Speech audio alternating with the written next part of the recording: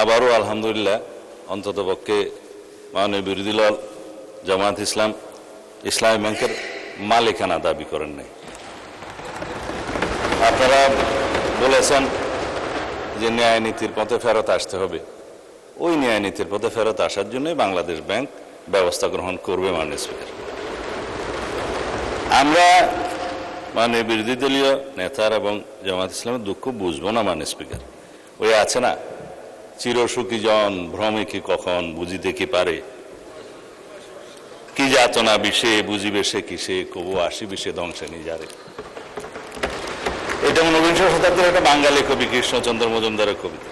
তার আরো কয়েকটা লাইন আছে, যতদিন ভবে না হবে না হবে তোমার অবস্থা আমার সম, ঈষৎ হাসিবে শোনে না শুনিবে বুঝে না বুঝিবে যাতনা মম।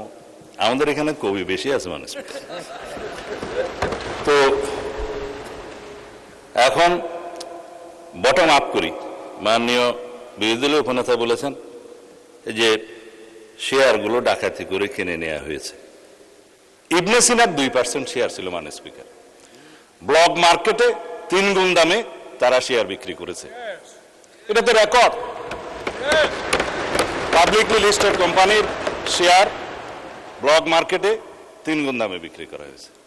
এছাড়া বর্তমান শেয়ার হোল্ডিং স্ট্যাটাস অনুসারে এখানে মাননীয় অর্থমন্ত্রী এখানে আছে 81%, 92% বোধহয় একটা গ্রুপের, তারা যেভাবে বললেন আমি জানি না খতিয়ান, এটা স্ট্যাটিস্টিক্স বলছে। দয়া করে আপনারা না বললে খুশি হবে, আপনাদের বলার সময় আমরা বলি নাই। আর শেয়ার হোল্ডিং এর যারা মালিক তাদের কাছে মাননীয় বিরোধী দলের নেতা নোটিশেই বলেছেন দেশের অর্থনীতি ব্যাংকিং খাতের স্থিতিশীলতা এবং কোটি কোটি গ্রাহকের স্বার্থ রক্ষার লক্ষ্যে ইসলামী ব্যাংক বাংলাদেশের শেয়ার সমূহ বৈধ ও প্রকৃত মালিকদের নিকট প্রত্যার্পণের জন্য প্রয়োজনীয় ব্যবস্থা গ্রহণ করা হবে হোক। সেই বৈধ এবং প্রকৃত শেয়ার হোল্ডারদের কাছে এই মালিকানা ফেরত দেওয়ার যথাযথ ব্যবস্থা গ্রহণ করা হবে মাননীয় স্পিকার। এখন কারা কত পার্সেন্ট শেয়ারের মালিক সেদিনও বক্তৃতায় বলেছিলেন প্রকাশ করা হোক। মাননীয় অর্থমন্ত্রীকে অনুরোধ করেছি, বাংলাদেশ ব্যাংকের গভর্নরের কাছে অনুরোধ করে জাতির সামনে প্রকাশ করা হোক। শেয়ার হোল্ডাররা তারা কিভাবে খরিদ করেছে দ্যাট ইজ ডিফারেন্ট ডিবেট। সেটা দুদকের তদন্ত হতে পারে, মামলা হতে পারে, but share holder is share holder. Publicly listed কোম্পানির মধ্যে সেটা আলাদা ডিবেট এবং আলাদা তদন্ত হতে পারে। এখন বলা হচ্ছে আপনারা ব্যাংকের মালিক না, জামায়াত ইসলাম ব্যাংকের মালিক না, আবার বলছে ইসলামের উপর হাত দিবেন না। কদিন আগে জামায়াত ইসলামের এক বন্ধু, আমি নাম নিলে আবার এখানে 74-এ দাঁড়াতে পারেন, সেজন্য 2 জন এমপি ছিলেন, আরেকজন পরাজিত এমপি ছিলেন, আরেকজন নেতা ছিলেন, বক্তৃতা দিচ্ছে ইসলামের উপর হাত দিবেন না। মাননীয় স্পিকার, ইসলামী ব্যাংক ইসলাম নয়, আমাদের জনাব মির্জা ফখরুল ইসলামও ইসলাম নয়, জামায়াতে ইসলামও ইসলাম নয়।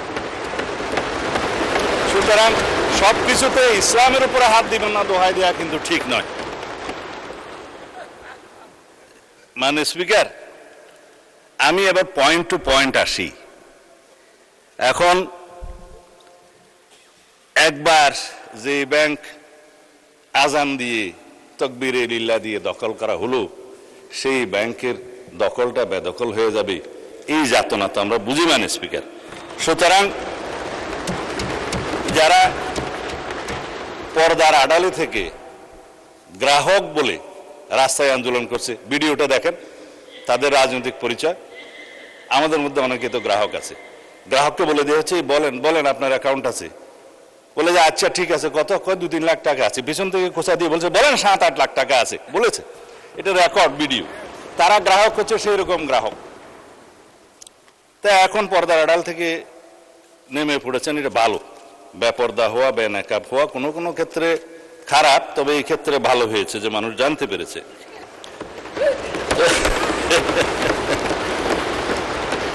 মাননীয় স্পিকার, এখানে RDS নামে একটা প্রকল্প আছে। সেই প্রকল্পের, এটা হচ্ছে ইসলামী ব্যাংকের একটা ফ্ল্যাগশিপ প্রকল্প।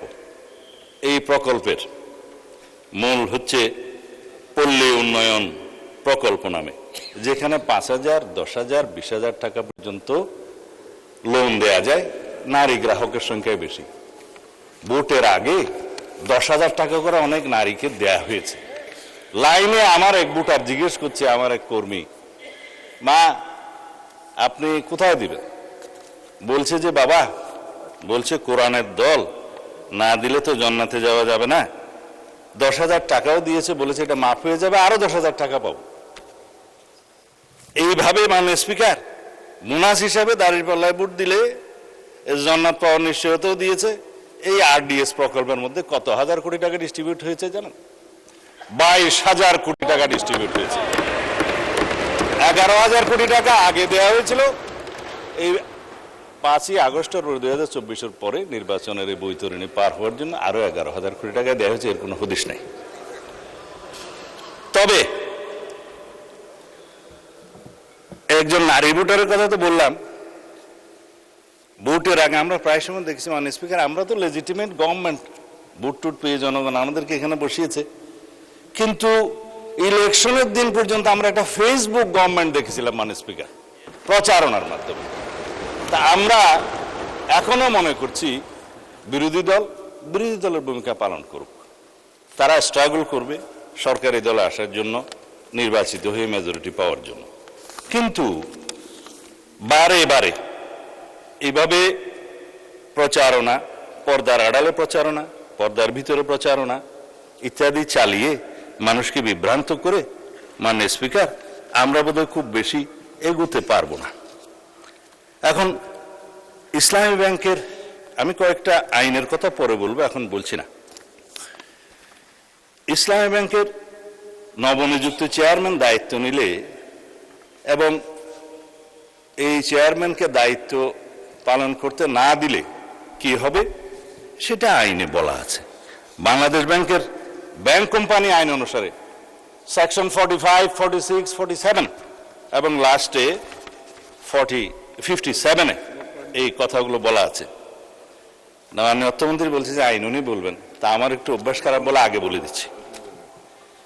বাংলাদেশ ব্যাংকের নির্দেশ দানের ক্ষমতা, বাংলাদেশ ব্যাংক যদি এই মর্মে সন্তুষ্ট হয় জনস্বার্থে মুদ্রানীতি এবং ব্যাংক নীতির উন্নতির বিধানের জন্য কোনো ব্যাংক কোম্পানির আমানতকারীদের স্বার্থে পরিপন্থী এবং ব্যাংক কোম্পানির স্বার্থের পক্ষে ক্ষতিকর কার্যকলাপ প্রতিরোধ করার জন্য যে কোনো রকমের সিদ্ধান্ত বাংলাদেশ ব্যাংক দেওয়ার এখতিয়ার রাখে এবং ব্যাংক কোম্পানিগুলো, সংশ্লিষ্ট ব্যাংক কোম্পানিগুলো উক্ত আইন নির্দেশ পালনে বাধ্য থাকবে।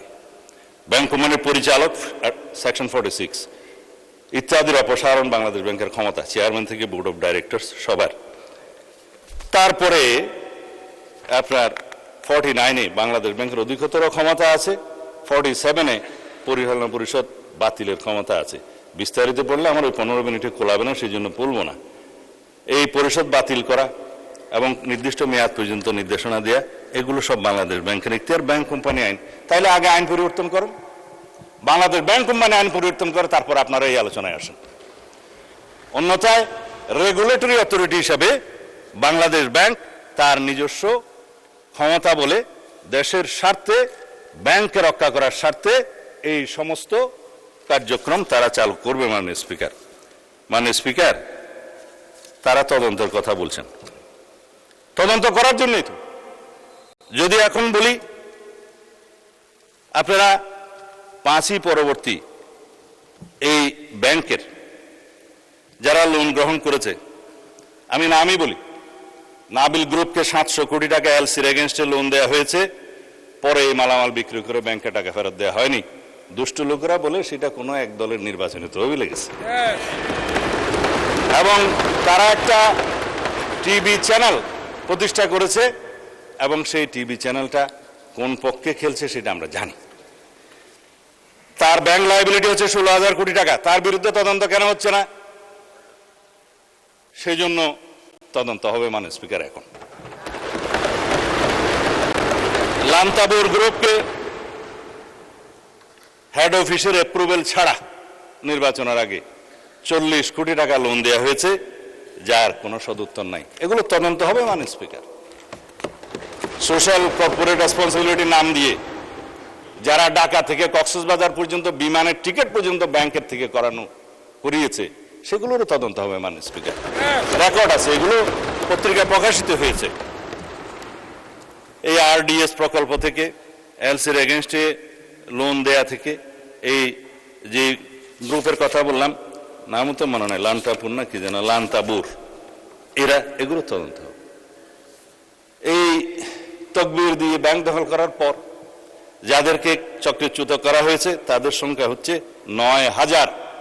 অন্যায্যভাবে কোনো আইন কানুন না দেখিয়ে তাদেরকে নিয়ম বহির্ভূতভাবে চাকরিচ্যুত করা হয়েছে। তারা প্রায় সময় ডেমনস্ট্রেশন করে রাস্তায়, আপনারা দেখতে পারেন পত্রিকায়। শুধু তাই না, 6,000 নতুন নিয়োগ দেওয়া হয়েছে, তাদের সবাই একটি রাজনৈতিক মতাবলম্বী লোক, এবং তাদেরকে কনফার্ম করা হয়েছে 50%, আর 50% করার তালে আছে, তদন্ত হলে আর পারবে না।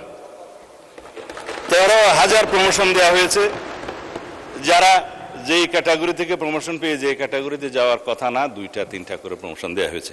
এই ইউনিয়নগুলো তো হয়েছে মাননীয় স্পিকার, ইসলামের নামেই তো হয়েছে বলে মনে হয়। তো সুতরাং এগুলো তদন্ত হলে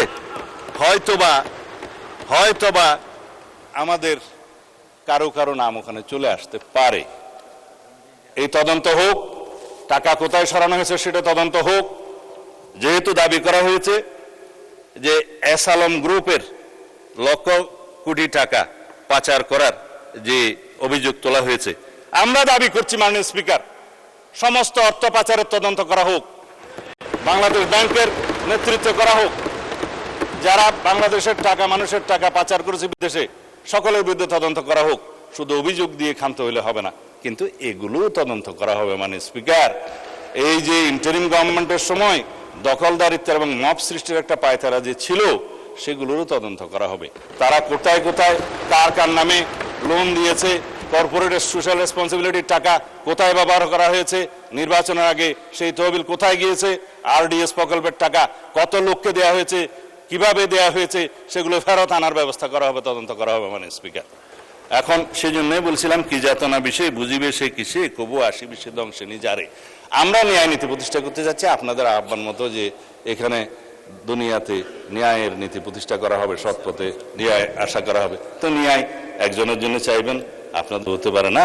আমরা সকল গ্রাহকের এবং শেয়ার হোল্ডারদের স্বার্থ রক্ষা করব, ন্যায় নীতি প্রতিষ্ঠা করব, সুষ্ঠুভাবে তদন্ত করব।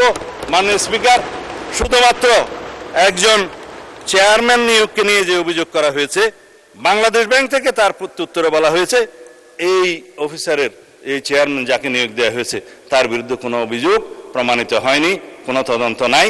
যদি নতুনভাবে অভিযোগ আসে সেটা তদন্ত হবে। এখনো পর্যন্ত তো সে প্রিজাম্পশন অফ ইনোসেন্স নীতি অনুসারে তার বেনিফিটটা পাবে, যে তার বিরুদ্ধে শুধু অভিযোগ আনা হচ্ছে মৌখিকভাবে বা পত্রিকায়, সেই অভিযোগের তো তদন্ত হয় নাই। সুতরাং প্রিজাম্পশন অফ ইনোসেন্স হিসাবেই সে তার বেনিফিটটা পাবে। যদি অভিযোগ আনে, তদন্ত হবে, তখন সেটা দেখা যাবে। এবং he who seeks equity must come with clean hand, this is one of the maximum of the equity. তারা যেগুলো বলছে, তারা যদি ক্লিন হ্যান্ডে থাকে, তাহলে তারাও তদন্তের ফেস করুক মাননীয় স্পিকার। যাদেরকে আজকে ব্যাংক কর্মচারীদেরকে অফিসে ঢুকতে দেওয়া হচ্ছে না, এবং কলম বিরতির নামে জবরদস্তিমূলক ব্যাংকে যেয়ে বাধা দেওয়া হচ্ছে, আমাদের কাছে তো ভিডিও আছে। আমরা যেহেতু এই স্বরাষ্ট্র মন্ত্রণালয়ের দায়িত্ব পালন করছি, আমাদের কাছে সমস্ত কিছু রাখতে হয়। এই সমস্ত তদন্ত ভিডিও সহ, অডিও সহ সবকিছু আছে।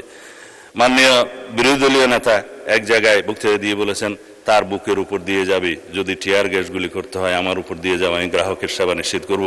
গ্যারান্টেড মাননীয় বিরোধী দলীয় নেতা, গ্রাহকদের, আমানতকারীদের স্বার্থ নিশ্চিত করার জন্য আমরাও বুক পেতে দেবো, শুধু আপনি কেন।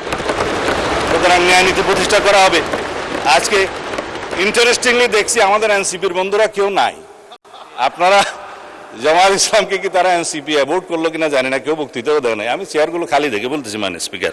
তবে এখানে একটা দাবি রাখি, অন্যায্যভাবে যাদেরকে চাকরিচ্যুত করা হয়েছে তাদের সবাইকে চাকরি ফেরত দেওয়ার জন্য একটা তদন্ত পরিচালনা করা হোক। আর যাদেরকে রাজনৈতিক বিবেচনা চাকরি দেওয়া হয়েছে তাদের কয়টা সঠিক নিয়োগ হয়ে গেছে সে বিষয়েও তদন্ত করা হোক। মাননীয় অর্থমন্ত্রীকে অনুরোধ করছি, Bangladesh bank as regulatory authority of the banks, central bank, তার যথেষ্ট ক্ষমতা আছে, ব্যাংক কোম্পানি আইনের ক্ষমতা দেওয়া আছে, সেই জন্য সেভাবে যায়। ধন্যবাদ মাননীয় স্পিকার। আমি 1 সেকেন্ড